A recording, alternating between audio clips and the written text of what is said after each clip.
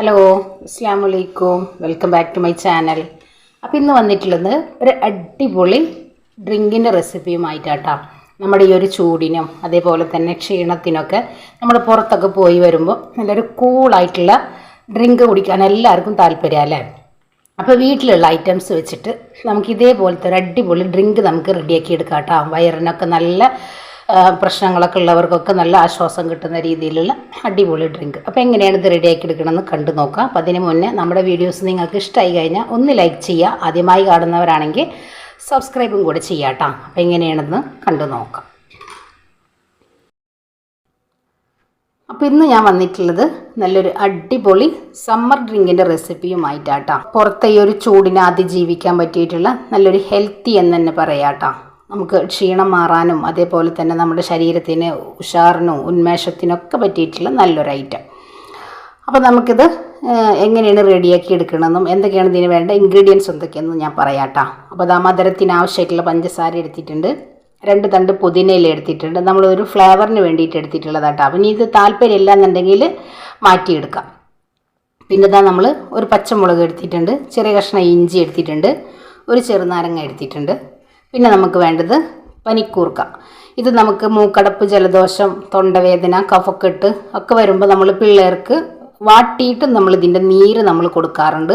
അല്ലാന്നുണ്ടെങ്കിൽ നമ്മൾ 1-2 table spoon വെള്ളത്തിൽ നമ്മൾ ചൂടുവെള്ളത്തിൽ ഇട്ട് വെച്ചിട്ട് ഇതിൻ്റെ ഒരു വെള്ളം നമ്മൾ ചെറിയ പിള്ളേർക്കടക്കം നമ്മളിത് കൊടുക്കാറുള്ളതാട്ടോ. അപ്പോൾ നമുക്ക് നല്ല തൊണ്ടയിലുള്ള കഫക്കെട്ടൊക്കെ മാറിക്കിട്ടാനൊക്കെ നല്ലതാണ്. അതേപോലെ തന്നെ വലിയവർക്കാണെങ്കിൽ നമുക്ക്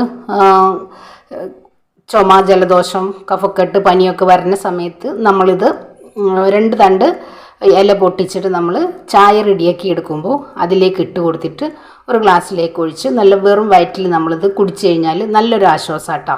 നമുക്ക് ഉണ്ടാകുന്ന എല്ലാ തൊണ്ടക്കുള്ള ബുദ്ധിമുട്ടുകൾ, കഫക്കെട്ട്, അങ്ങനത്തെ പ്രശ്നങ്ങളൊക്കെ മാറിക്കിട്ടും. അപ്പോൾ ഇനി നമുക്കിത് റെഡിയാക്കി എടുക്കാം.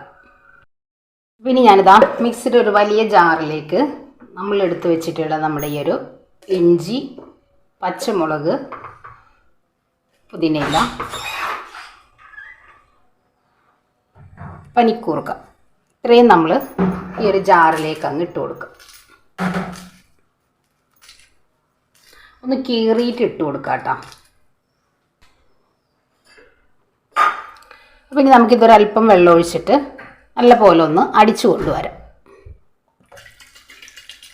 ഞാനിപ്പോൾ ഇവിടെ നല്ല ഐസ് വാട്ടറാണ് എടുത്തിട്ടുള്ളത് കേട്ടോ.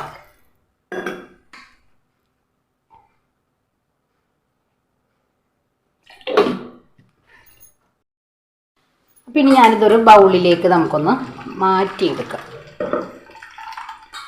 ഒരല്പം വെള്ളം കൂടെ ഒഴിക്കാം കേട്ടോ.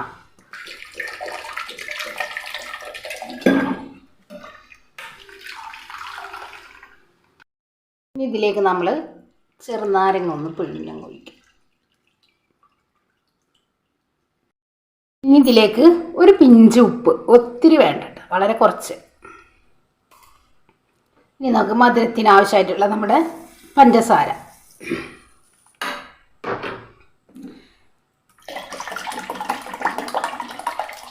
നമ്മൾ ഐസ് വാട്ടറും കൂടെ ഒഴിച്ചു കൊടുക്കുന്നുണ്ട്.